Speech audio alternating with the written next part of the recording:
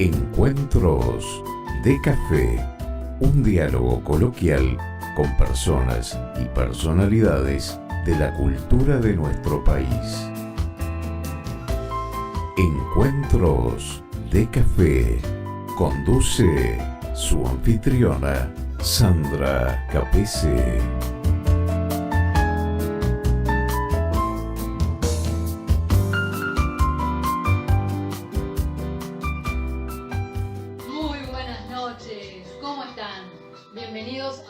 Encuentro de Café. Hoy estoy acompañada de alguien que ustedes conocen y que me imagino que tendrán muchas preguntas. Las pueden escribir para que nosotros le contestemos o escuchar muy atentamente a sus respuestas. Doctor Pablo Abdala, muy buenas noches, ¿cómo estás? Muy buenas noches, Sandra, un gusto estar acá y gracias por invitarme. Gracias por haber aceptado la invitación. Sé que estás como presidente del INAU y no es una tarea fácil, una tarea que te debe llevar muchísimo tiempo y mucha cabeza sobre todo. Todo el tiempo, es una tarea muy absorbente porque INAU es un organismo muy grande, muy importante, con una gran presencia en todo el país y además con una gran responsabilidad y un cometido esencial que es ni más ni menos que actuar como órgano rector en todo lo que concierne a la niñez, a niñas, niños, adolescentes, las políticas de infancia, las políticas de adolescencia, y eso implica, lo hablaremos en este diálogo, pero una gama muy diversa de temas que van desde la protección de los derechos, la promoción de los derechos de los niños, los proyectos socioeducativos que hablábamos informalmente antes de empezar, los centros 24 horas para darle amparo a los niños que se encuentran en situación de desamparo, las violencias, los temas de explotación sexual, el trabajo infantil. Es bien amplia la tarea y muy diversa la competencia. Totalmente. Bueno, para aquellos que no lo conozcan, que puede pasar, claro. ¿Cómo no? Capaz que alguno, sobre todo joven, no tiene muy claro quién es el doctor Pablo Abdala. Vamos a recorrer un poquito tu historia. Una cosa que me llamó la atención, estuviste viviendo por Paraguay. ¿Cuánto tiempo? Sí. ¿Qué te llevó, no? 2 años y medio. Me llevó una circunstancia que terminó siendo trágica porque mi padre fue embajador en Paraguay. Yo era muy chico, me fui con 7 años, volví con 9, casi 10. Y digo que terminó siendo trágica porque mi papá, siendo embajador, falleció allí como víctima de un atentado que no era para él, que estaba dirigido a otra persona, la fatalidad del destino, estaba dirigido a otro embajador, al embajador de Yugoslavia, que esas coincidencias insólitas, el mismo día y en la misma esquina de Asunción, iba a estar en ese mismo lugar el embajador yugoslavo en otra actividad. Mi padre salía a una reunión en el Ministerio de Hacienda, el embajador de Yugoslavia recién había llegado al país y estaba presentando cartas credenciales, y esas cosas increíbles, ¿no? Todos recordaremos, no hace demasiado tiempo, la guerra de los Balcanes, la guerra de Bosnia-Herzegovina, ¿no? Todo aquello, Sí. Y la lucha entre croatas y serbios, eso que venía desde hace mucho tiempo, desde mucho tiempo antes, en algún sentido se condensó en ese episodio porque en ese momento un terrorista croata quiso matar al embajador serbio. Todos yugoslavos, pero las luchas y los enfrentamientos entre las etnias. Y sin embargo la víctima terminó siendo un uruguayo, el embajador de Uruguay, que no tenía nada que ver con ese conflicto, por un error de persona, digamos así, ¿no? Yo era muy chico, por supuesto, tú imaginarás que eso me marcó muchísimo para toda la vida, pero por esa razón, en esos años estuve viviendo en Paraguay. A pesar de lo cual tengo recuerdos muy lindos, más allá del final trágico, fueron años muy felices, los recuerdo con mucho afecto, por además los paraguayos, como todos los conocemos, son gente muy, muy noble, muy hospitalaria. Hice muy buenos amigos que los mantengo hasta el día de hoy, ya pasaron 40 y pico de años. Pero eso fue lo que me llevó a las tierras guaraníes. ¿Eso te puede haber llevado, esa situación, a que hicieras una vida política?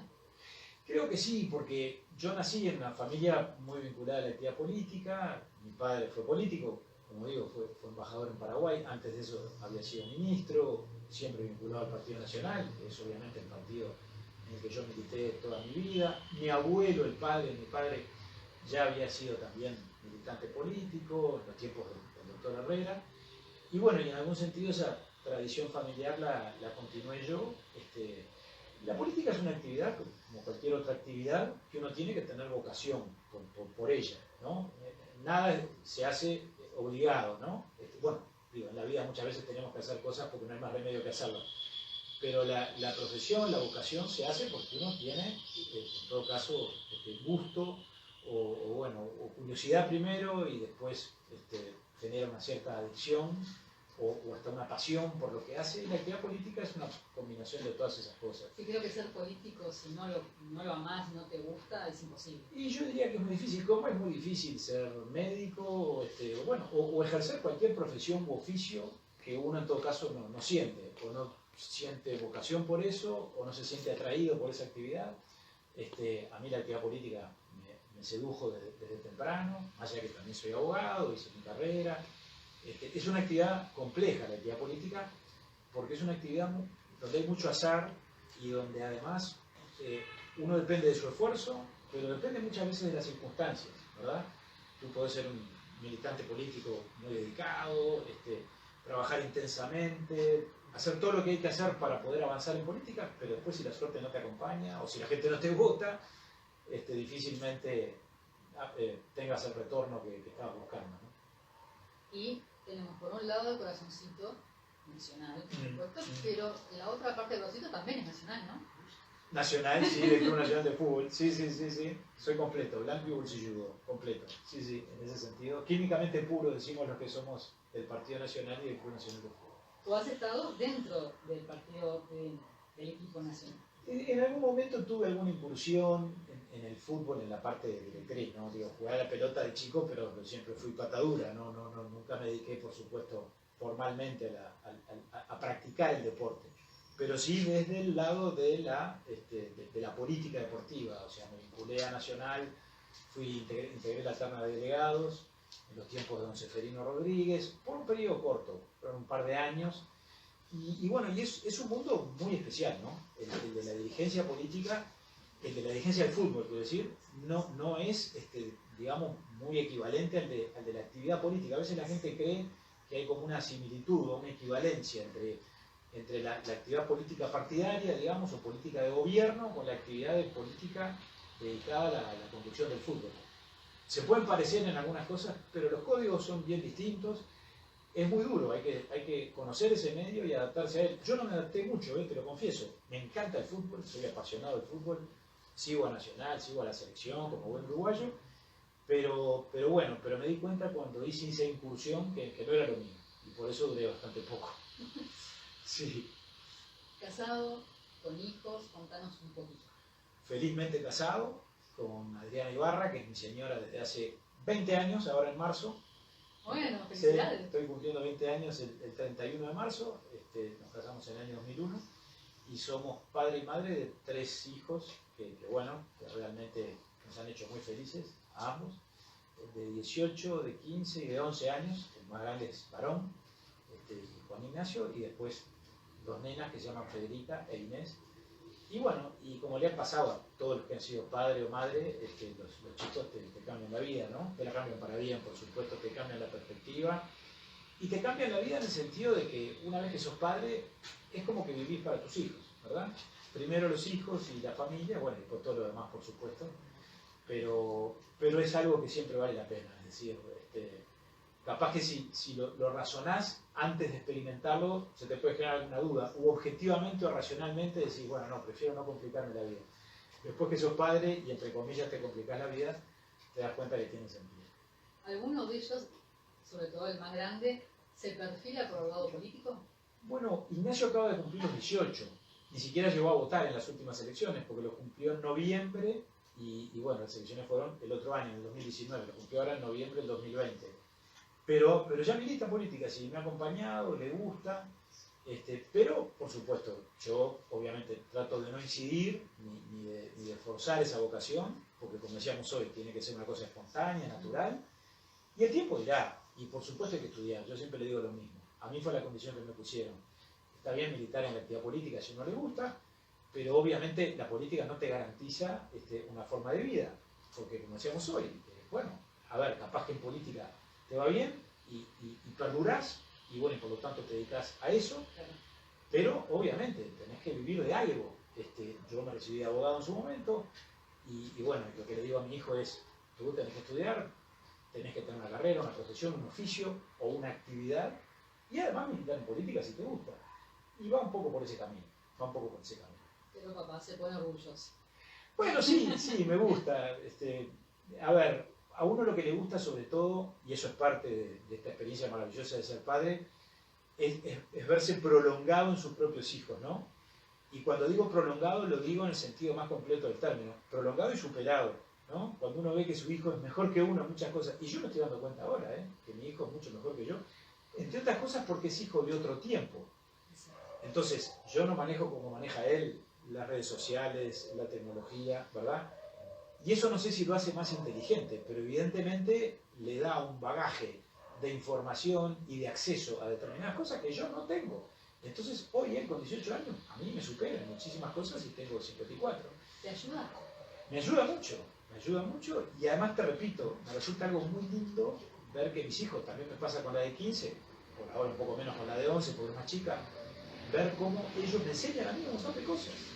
Porque los padres a los hijos les enseñamos un montón de cosas, se supone que eso está en las reglas del juego, pero a medida que los chicos van creciendo, y sobre todo en este tiempo donde todo pasa tan rápido, y donde todo se aprende antes, y donde ya los chicos parece que nacieran sabiendo cosas que a nosotros nos llevó años aprender, ellos te terminan enseñando a ti. A mí me pasa todos los días, y me encanta, realmente me encanta. Bueno, vamos a estar atentos a ver cuando esté ya más formado y al lado de papá, a ver qué pasa. El tiempo de vida. Juan Ignacio. Juan Ignacio, bueno, le va Juan Ignacio. Bueno, vamos ahora sí a ir de lleno a lo que era el tema principal, que es hablar de INAU. ¿Cómo no? Contame qué pasó cuando llegaste a ser presidente, el momento ese de tener toda la información. ¿Con qué te encontraste? ¿Esperabas algo similar? Déjame decirte primero, tú hablaste de cuando llegué, déjame contarte cómo llegué, que realmente fue una cosa bastante increíble, que la actividad política a veces tiene esas cosas, ¿no? Que uno programa o va hacia determinado lado y después de determinado episodio te termina derivando hacia un lugar diferente que vos no tenías pensado. Claro. Y a mí en esta oportunidad me pasó. Yo vengo de ser, fui director del ANP, del puerto, en el segundo gobierno del doctor Sanguinetti en el año 95, después fui director de ANCAP en el gobierno del doctor Valle, y después fui legislador, fui diputado 3 periodos, ¿no? Casualmente coincidiendo con los 3 gobiernos que encabezó el Frente Amplio, el doctor Vázquez y el presidente Mujica. Después de eso también fui candidato en las últimas elecciones, pero no fui electo diputado, casualmente ganó mi partido, y bueno, y se empezó a manejar la posibilidad de que yo estuviera en alguna función de gobierno. Y en principio mi destino no iba a ser no iba a ser el INAU. Entre otras cosas, hasta donde se manejó la eventualidad o la posibilidad de que yo fuera director de ANCAP, porque ya había sido en el pasado. Bueno, en el Parlamento, además, yo, obviamente uno no puede estar en todos los temas, pero entre los temas en los que me especialicé o le hice el seguimiento estuvo todo el tema energético, el tema ANCAP, el tema de UTE, también los temas vinculados con las políticas sociales, y por ahí viene lo de INAU, porque yo integré en los 15 años de legislador, integré la Comisión de Desarrollo Social, que es la que se vincula con el MIDES y con INAU, pero no estaban los planes, yo no iba al directorio de INAU. Y faltando poco para que asumiera el nuevo gobierno, el gobierno que encabeza el presidente de la calle Pou, el actual ministro Bartol me habló de la posibilidad de presidir el directorio de INAU, porque el presidente, porque el gobierno entendieron que era conveniente que yo estuviera allí, o porque consideraban que era el lugar indicado, o porque me necesitaban allí, y por supuesto allí fui. Porque en esto de la actividad política está aquello de que uno no hace lo que quiere, sino claro, a veces tenemos que hacer lo que nos mandan a hacer, lo que te manda a hacer tu partido, lo que te manda a hacer tu gobierno, como en este caso. Y realmente fue algo muy inesperado, pero estoy realmente muy contento, te digo francamente, es una experiencia maravillosa. Llevo 9 meses de gestión, el gobierno asumió el 1 de marzo, los entes autónomos y los servicios descentralizados, INAU es un servicio descentralizado, no asumen inmediatamente, no asumen el mismo día que el Poder Ejecutivo o el Presidente de la República, asumen en los meses subsiguientes. Yo asumí un mes después, el 1 de abril, se acababa de declarar la pandemia, la emergencia sanitaria, y por lo tanto llevo 9 meses en el cargo. Han sido 9 meses, Sandra, de una intensidad fenomenal, por todo lo que te dije antes, porque INAU es un organismo muy grande, porque la responsabilidad es muy importante, y porque además todo este tiempo coincidió con la emergencia sanitaria, que obviamente nos pegó mucho a todos los uruguayos, pero en un ámbito como el que a mí me toca administrar, realmente fue muy desafiante. ¿Por qué razón? Nosotros tenemos, y esto sirve para ir contando un poco lo que hacemos en el INAU, hay 2 modalidades grandes de atención, ¿no? A INAU se lo puede considerar o analizar desde distintos puntos de vista, pero una forma que se entiende muy bien es hablar de la atención en tiempo parcial y la atención en tiempo completo. ¿Qué quiere decir una cosa y la otra?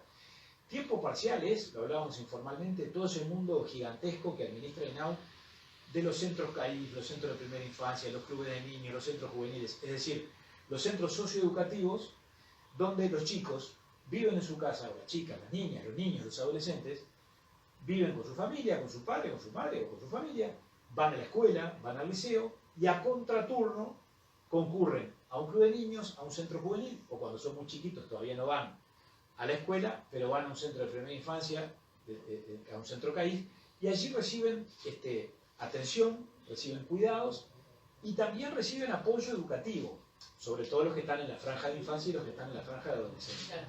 Ahí hay decenas de miles de niños. Aproximadamente en tiempo parcial, en esto que estoy explicando que se llama tiempo parcial, INAU atiende todos los días en condiciones normales, ahora con la pandemia un poco menos, pero entre 80 y 90.000 niños todos los días, ¿tá? Que están vinculados a esos centros. Después está lo que llamamos tiempo completo. ¿Qué es tiempo completo? Bueno, son los centros de 24 horas, son las residencias. Es la parte más dura entre comillas, pero quiero decir, ahí estamos hablando de niños y adolescentes de todas las edades, de 0 a 18, que están vinculados o institucionalizados en el INAU, que tienen dificultades familiares, que tienen, o los padres y la familia tienen problemas económicos y dificultades para mantenerlos, o hay problemas de violencia, muchas veces en la casa, entonces esos niños tienen que ir al INAU, porque son maltratados por sus padres, digámoslo claramente, Sí, sí, claro. o en su familia, o hay problemas de desestructuración familiar, ¿verdad? O problemas de adicciones, o sea, las situaciones más complejas. Eso es lo que llamamos tiempo completo, los centros de 24 horas. ¿Y por qué la pandemia fue muy desafiante? Bueno, en todo lo que yo definí como tiempo parcial, todos esos centros diurnos, digamos así, la actividad se tuvo que detener. Porque así como pararon las escuelas cuando se declaró la emergencia sanitaria, también pararon los CAIF, también pararon los clubes de niños, y los chicos tuvieron que volver a sus hogares. Y bueno, y eso genera secuelas y dificultades. Los equipos de INAU se arreglaron para mantener contacto con las familias a distancia, o por Zoom, o por teléfono, o por videollamada, para seguir atendiendo a esos niños que estaban en su casa en una suerte de encierro necesario, manteniéndoles la alimentación, porque nosotros damos alimentación en esos centros. Eso, que no se cortara. Que no se cortara, a todos los que necesitaban el apoyo alimenticio, ¿no? El desayuno y el almuerzo, o el almuerzo y la merienda, bueno, todo eso se mantuvo. Pero el problema mayor lo tuvimos en las residencias, o sea, los chicos que están internados, que estaban internados y que siguen internados, que tenían que seguir. Lo que quiero hacer, y con esto redondeo esta intervención, o esta parte de la intervención, es un gran reconocimiento a los trabajadores del INAU, que tienen un compromiso gigantesco y que con su esfuerzo lograron que todo eso se sacara adelante. Y en todo eso que era incertidumbre, que no sabíamos muy bien la pandemia, a dónde iba a llegar y cómo iba a ser la situación de la propagación del virus. Y bueno, arrimaron el hombro, le pusieron el pecho a las balas, como se dice comúnmente, y logramos mantener la atención, mantener los servicios, atender a los niños y a los adolescentes que teníamos y que tenemos a cargo. Y bueno, y eso termina siendo muy gratificante. No ha terminado esa historia, porque seguimos en medio de la emergencia. Sí. Tuvimos un embate muy grande ahora a fin de año, han aparecido casos positivos en distintos centros. Bueno, en todo eso estamos, pero por eso mismo te decía, han sido 9 meses de una intensidad fenomenal, pero que a mí igual me tiene muy contento y muy satisfecho con esta responsabilidad que se me ha encargado. Tengo una pregunta desde alguien que no ha estado en un hogar, que no ha visto cómo trabaja el INAU con aquellos que están tiempo completo.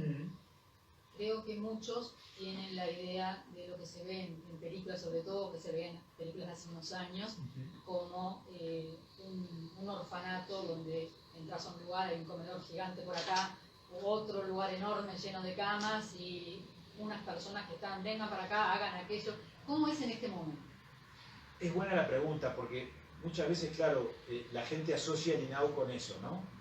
Con un ambiente complejo, gris, donde prácticamente los niños sobreviven, pero no viven, y que es una especie de depósito de niños. No, todo lo contrario.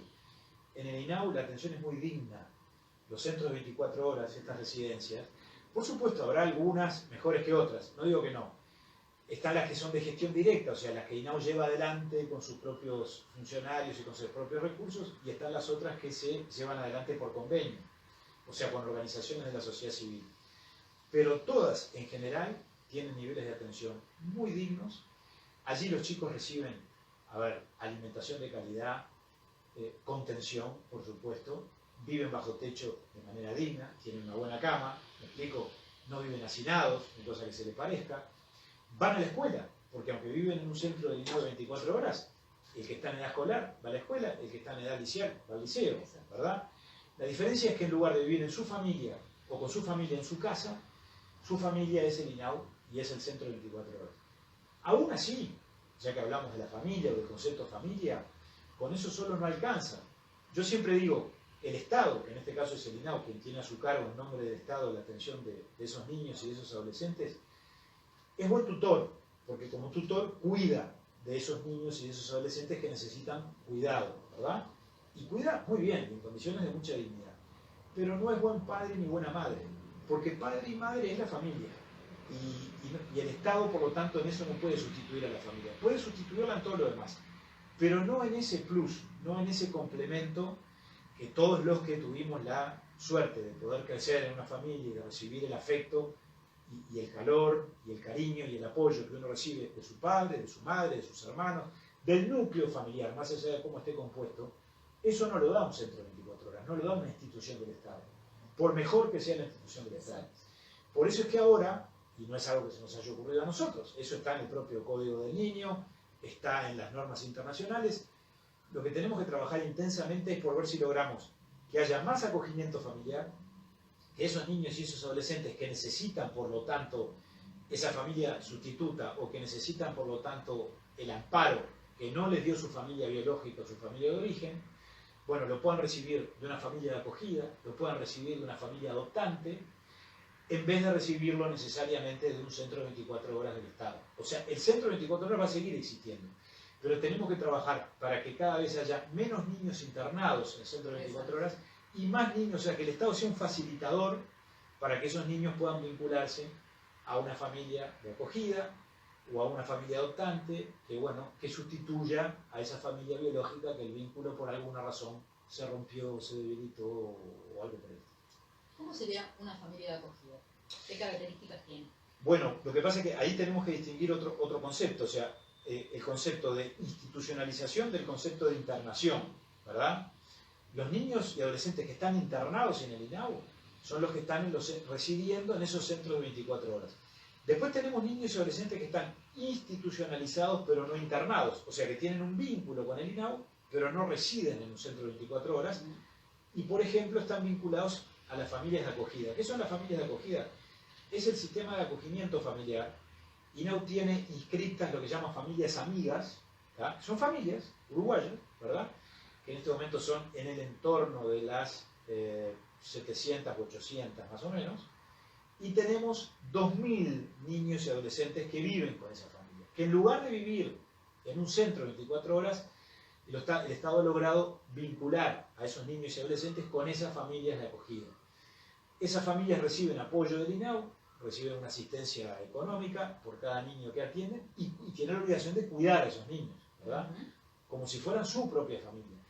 ¿Qué logramos con eso? Y bueno, logramos que por lo pronto ese niño y ese adolescente no lo condenemos, entre comillas, a vivir en un centro de 24 horas, más allá de que la atención sea muy buena, y le facilitemos que crezcan en un ambiente familiar, con todo lo que eso representa, y eso es muy favorable. Por eso es que ahora, en este periodo de gobierno, y el directorio que yo encabezo, ha planteado esto como una prioridad.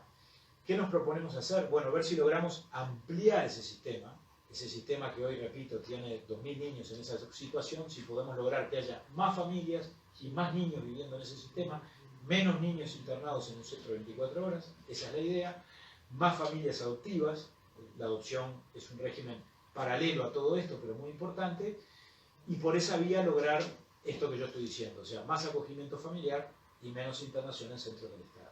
¿Sigue habiendo lista de espera para adoptar? Sí. Porque eso siempre se escuchó, que hay muchísima gente que está esperando, que les exigen un montón de requisitos, que pasan mucho tiempo y a veces no llegan a adoptar.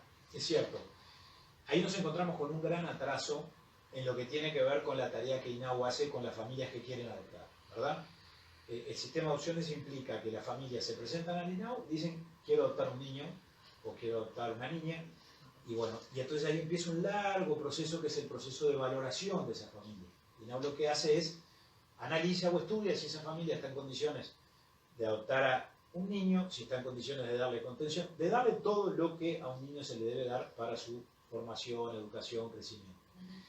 Ese es un proceso que obviamente toma un tiempo, porque ahí intervienen trabajadores sociales, psicólogos, hay toda una tarea vinculada con los talleres que se organizan para que las familias tomen conciencia de su responsabilidad, de cuáles son sus obligaciones. Está muy bien, eso toma un tiempo. Lo que pasa es que estaba tomando demasiado tiempo. Cuando yo asumí hace 9 meses, el 1 de abril del año pasado, el Departamento de Adopción estaba valorando o estaba trabajando con familias que se habían inscrito en el año 2016. Hace 4 años. No es posible. Evidentemente el Estado tiene que hacer esa tarea en menos tiempo. Si el Estado no es capaz de valorar en menos tiempo si una familia está en condiciones o no, y después inscribirla en el registro de adoptantes, es porque es un Estado muy incapaz. Ahora la ley de urgente consideración, esta que se votó el año pasado, que a mi juicio introdujo algunos cambios muy buenos en el régimen de adopciones, uno de los cambios es que puso un plazo máximo. El plazo máximo para hacer esa valoración de las familias es 18 meses. 1 año y medio. O sea, se puede hacer en menos tiempo todavía, pero se estableció como plazo último, digamos, no más de 18 meses para que las familias ya queden prontas para adoptar. Y en eso estamos. Venimos trabajando muy bien, poniéndonos al día. Yo te decía que empezamos valorando familias de 2016, ahora ya estamos valorando la del 2018, o sea que nos estamos poniendo al día. Y la idea es ver si el año que viene ya logramos llegar al punto de equilibrio y que se cumpla ese plazo de 18 meses y que por lo tanto las familias queden prontas para adoptar lo antes que se pueda. Ese es el tema. ¿Qué diferencia, qué requisitos tiene una familia de acogida? ¿Es más rápido? ¿Es gente que está preparada especialmente? No entiendo cuál es, por qué a unos sí y a otros no. La diferencia es que las familias de acogida no adoptan, no es algo definitivo. Las familias de acogida en realidad atienden durante un tiempo transitorio a ese niño, lo contienen, ¿verdad? ¿Está estipulado ese tiempo?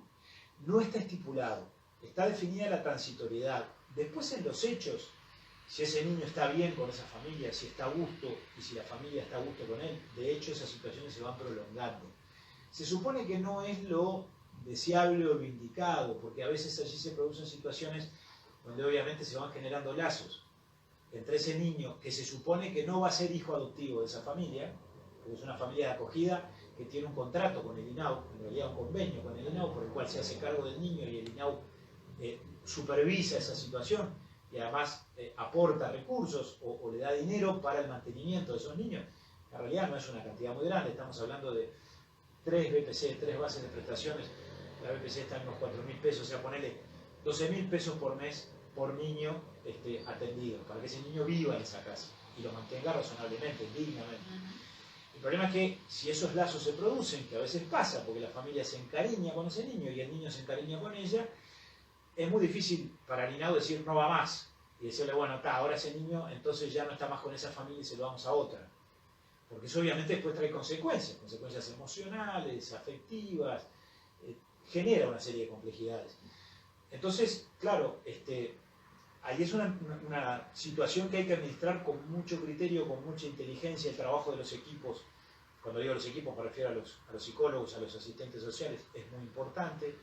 Y lo deseable sería que, por ejemplo, esa familia de acogida lo tuviera por un tiempo determinado, pero por un tiempo acotado, y que ese niño, que ese adolescente después eventualmente vuelva con su propia familia biológica, porque que estén a cargo de una familia acogida no quiere decir que se haya roto el vínculo con la familia de origen definitivamente.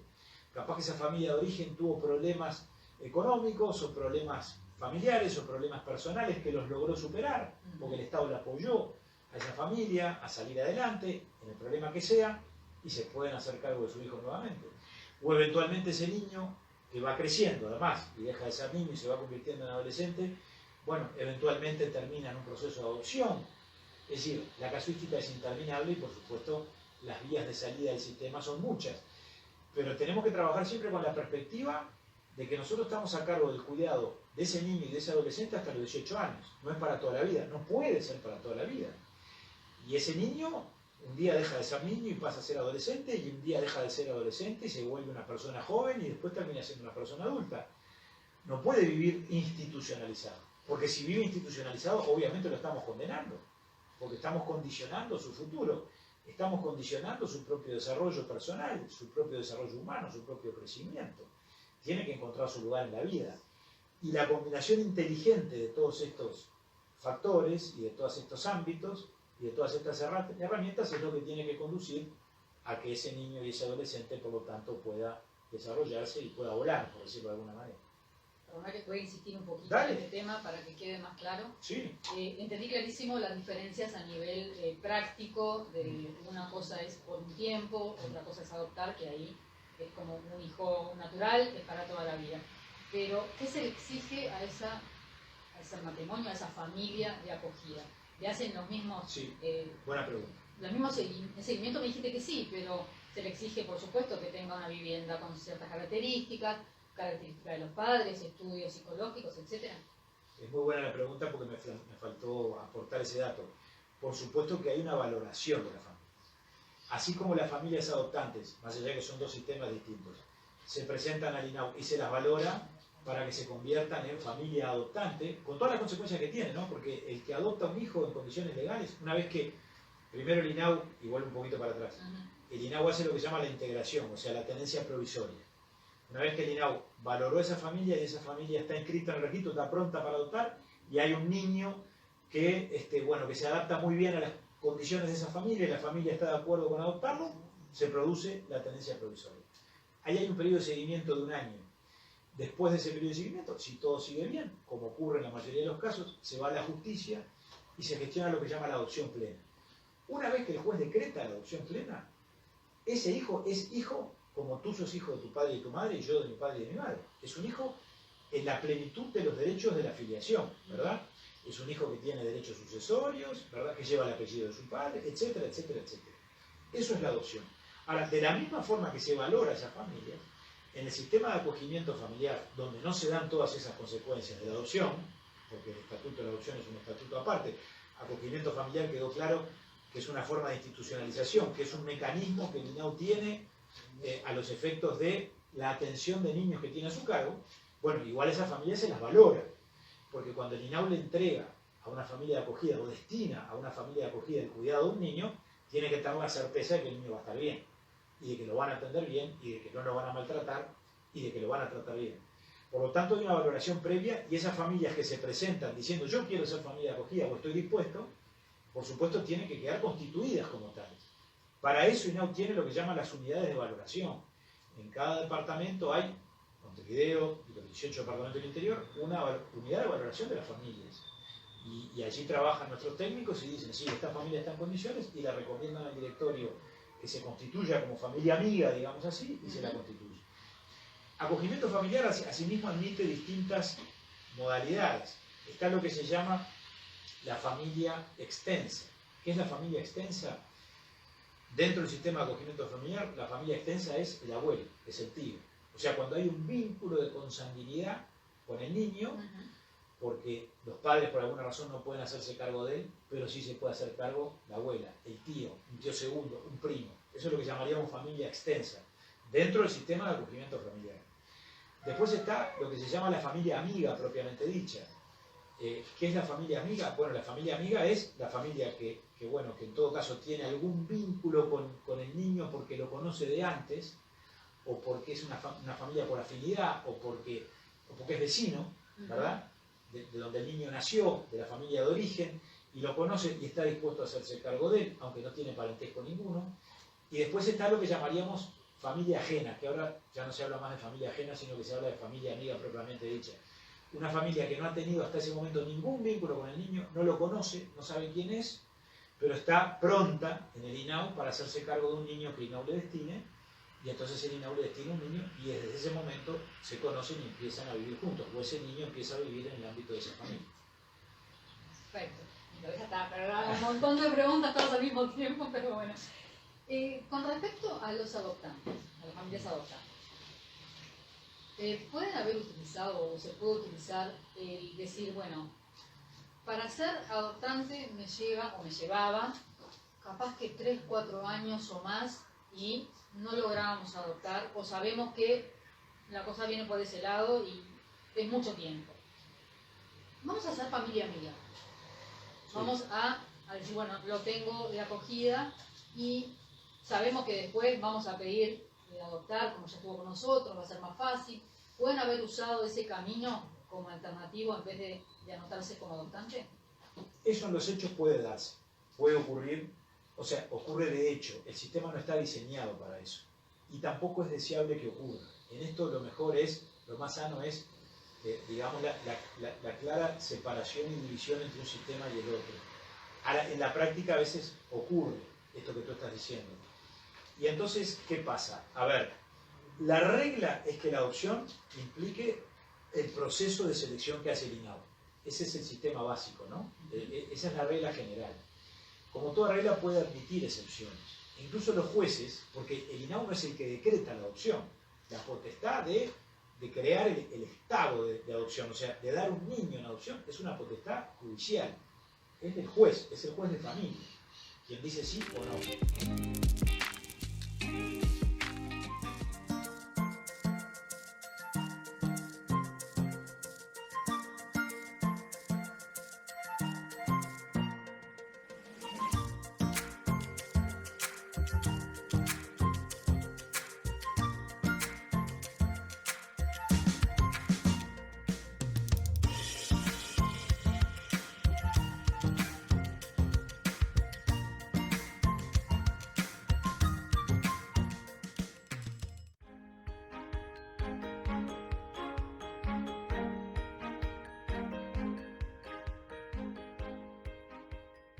La mejor opción, nada mejor. Sin comparación, es segura.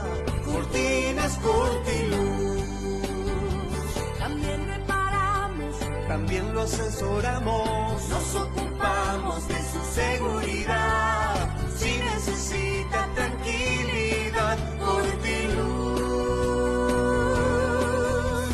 Si necesita calidad,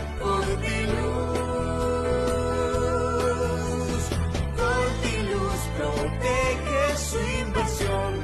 Casa Rey compra oro y joyas antiguas. Pagamos más por sus anillos, cadenas y pulseras. Somos la mejor opción para sus relojes y objetos de arte. Llame al 2901-2766 o por WhatsApp 092-888-222.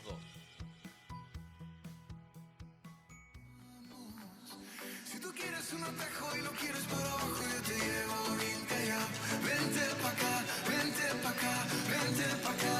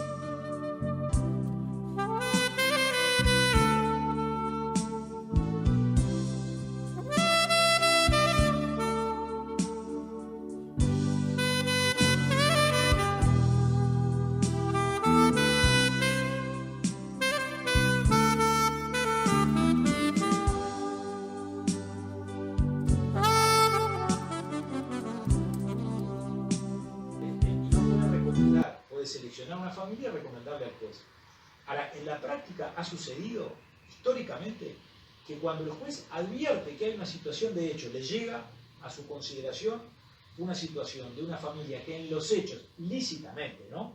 Descartando cualquier forma ilícita, que han ocurrido, ¿no? Y seguramente ocurrieron históricamente, o arreglos entre particulares, o lo que salió el otro día en el diario, una partera que se dedicaba a vincular a una madre, a una embarazada que estaba por ser madre y no quería a su hijo, y se lo terminaba entregando ese hijo a otra familia que no la conocía la madre biológica, a cambio de algo. Bueno, eso es muy viejo, eso ha pasado totalmente, siempre. Y no me extrañaría que siguiera ocurriendo.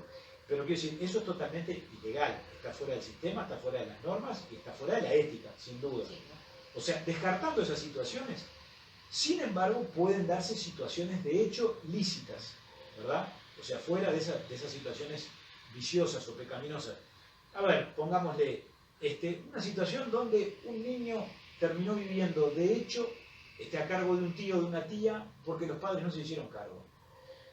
Y se generó ese vínculo, esos lazos, digamos, de tal envergadura, como dice ahora la ley de urgente consideración, donde está claro que el niño quiere a esos tíos que fueron los que lo criaron y los tíos lo quieren a él.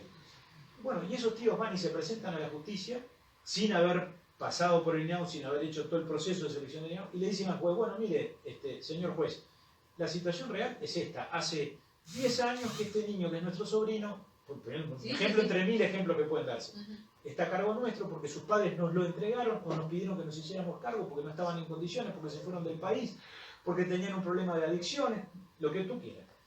Nosotros lo cuidamos, el niño está a gusto con nosotros y ahora lo queremos adoptar legalmente y queremos que sea nuestro hijo.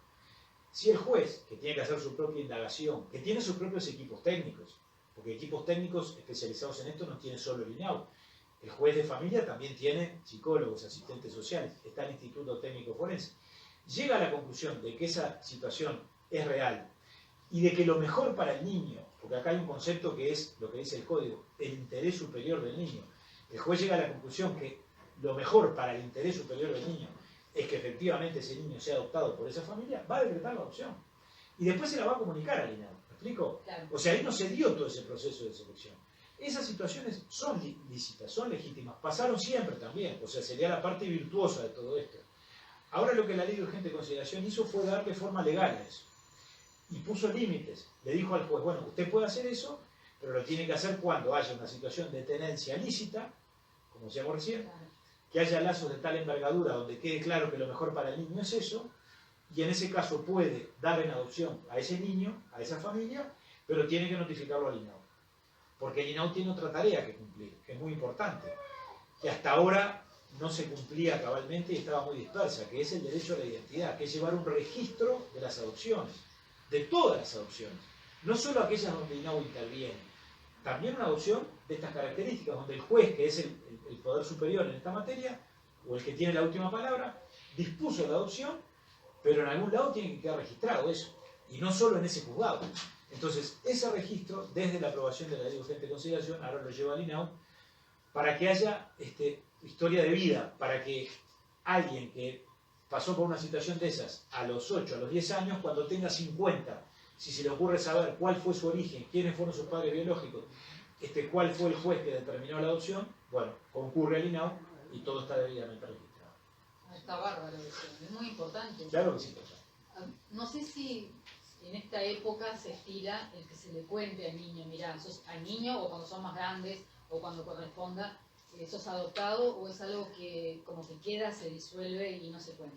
Yo ahí no me animo a darte una opinión porque eso es opinión de psicólogo, que yo no lo soy. Es un tema muy técnico y no, a ver, INAU no interviene mucho en eso. Eso ya es un tema de las familias cuando adoptan y seguramente supongo que los psicólogos también con relación a eso tienen opiniones distintas o versiones diferentes. No sé, viste que en la vida más vale no hablar de lo que uno no sabe. Eso es algo muy técnico en materia de psicólogo, yo soy abogado, así que esa pregunta la dejo sin respuesta. La dejamos ahí picando, bueno, pero me pareció súper interesante el que comentabas que cualquier ciudadano tiene la posibilidad de ir al registro o preguntar a un juez, o bueno, llegar a esa información y poder saber su origen. Sí, debería tener esa posibilidad. Hoy no la tiene cabalmente. Con esto que yo te dije recién, que es bastante reciente, se supone que ahora el tema se va a empezar a ordenar. el otro día incluso a mí me consultaron, hubo una investigación periodística que salió el domingo pasado en el diario El País, de un periodista muy conocido, César Bianchi, que es un periodista muy profesional y muy buen periodista, que hizo toda una indagación con relación a la situación de una organización que se llama Familias Apropiadas. Hay un conjunto de uruguayas y uruguayos que incluso se han convocado a través de las redes sociales, y es un número importante de gente que no sabe de dónde viene, que vino a descubrir de grande que fue adoptado o que creció en una familia que en realidad no es su familia biológica. Exacto. Y lo descubrió a los 40, a los 50 años. Y que ahora no sabe dónde ir. Y que sus padres, eventualmente los que de hecho lo criaron, ya no están o se murieron, o no les quisieron contar, o no me preguntes, y realmente están en una situación, digamos, de desconocimiento y de ignorancia de su propia raíz, de su propio origen, que es muy complicado y que a cualquiera de nosotros nos puede generar un trauma. Porque si vos un buen día te venís a notificar que quien se supone que era tu padre y tu madre en realidad no lo eran, lo primero que te preguntás ¿qué es? Bueno, ¿quiénes fueron mi verdadero padre y quién fue mi verdadera madre? Y si no sabes a dónde recurrir y nadie te puede dar esa respuesta, yo me imagino que debe ser muy complicado. Francamente creo que debe ser muy complicado. Y entre otras cosas el Estado en eso, repito, tiene deficiencias muy grandes. ¿Por qué razón? Porque hasta el año 2009 había una gran dispersión, no todo pasaba por el INAU. O sea, INAU tiene, sí, históricamente el registro de todas las adopciones donde intervino. Pero este proceso que yo te narré, de esta intervención del INAU, etc., esto viene del 2009 en realidad. Antes del 2009 los jueces decretaban adopciones, porque las decretaban directamente o porque otras organizaciones sociales eran las que, en forma totalmente lícita y de acuerdo al interés del niño, seleccionaban o reclutaban a la familia y se la llevaban al juez. Pero el niño no se enteraba. Entonces la dispersión de la información es tal que hoy no está centralizada en ningún lado. Ahora con este cambio que se hizo en la ley del año pasado, yo entiendo que vamos a empezar a centralizar el registro, la información de todos estos procesos de adopción. Por supuesto, llevará años para que esto se regularice y seguramente en todo caso será algo que le va a dar respuesta a las futuras generaciones. Claro. Pero a estas personas, a estas familias apropiadas, que así se llaman ellos, creo que se llaman así, o uruguayos o uruguayas apropiados o apropiadas, no sé bien cómo es, bueno, va a ser muy difícil que ellos puedan llegar a la verdad. Lo están intentando, por supuesto que en el INAU estamos a la orden, yo ya les transmití eso para conversar cuando ellos quieran, pero realmente es un tema bien complicado que tiene que ver con un derecho humano fundamental, que es el derecho a la identidad. Así como todos tenemos derecho a muchas cosas, como por nuestra propia condición humana, porque por la personalidad humana que cada uno de nosotros tiene, uno de ellos es el derecho a la identidad, el derecho a saber quiénes somos y de dónde venimos.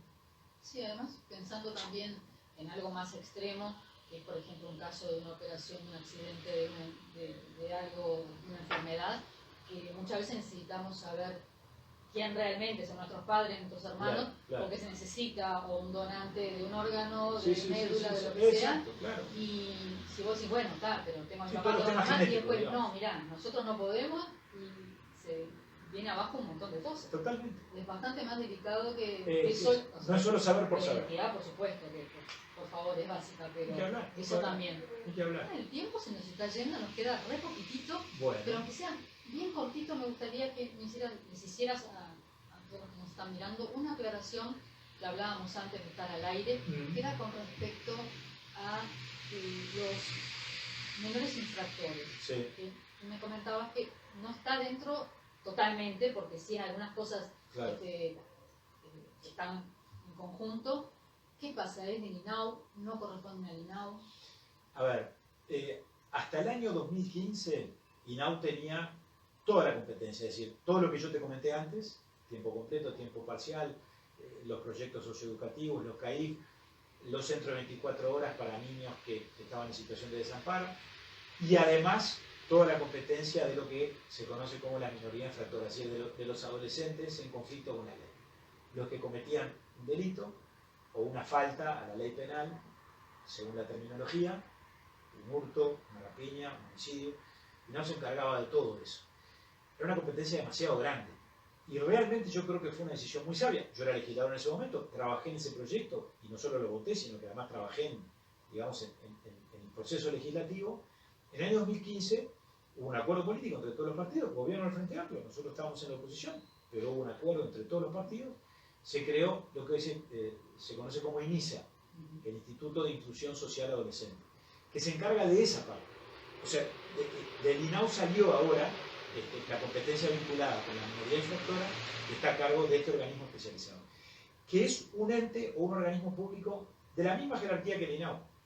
Y para que se nos entienda bien, o sea, INAU e INISA son servicios descentralizados, como Antel es un servicio descentralizado, o la OCE, para que se entienda bien, ¿verdad? Son organismos de la misma jerarquía o de la misma naturaleza jurídica.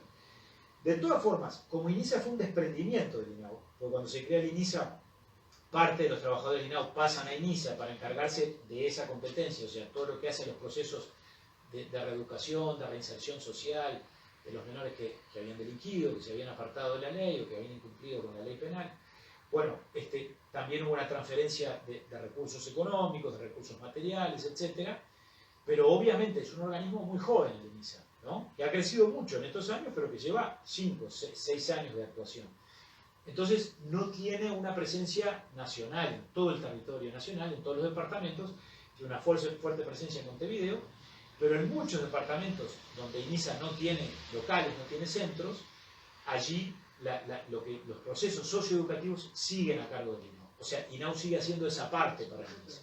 Por más que, digamos, el titular o el responsable es INISA, pero ese servicio, llamémosle, o esa actividad de apoyo socioeducativo a esos menores que incumplieron con la ley, que cometieron una falta, que cometieron un delito, sigue a cargo del INAU en esos departamentos. Me parecía que era importante aclarar eso porque mucha gente todavía sigue uniendo INAU con menores infractores. Exactamente. No, se nos fue la hora, ¿viste? Dice que se ve rapidísimo. Rapidísimo. Me quedaron un montón de preguntas, Bueno, así que vuelvo capaz más que... adelante. Ahí va, en algún momento te tenemos nuevamente por acá. Bueno, tuvimos la posibilidad de charlar con el doctor Pablo Abdala. Muchísimas gracias por haber aceptado la invitación. Gracias a ti, Sandra, con mucho gusto. Les mando un beso grandote.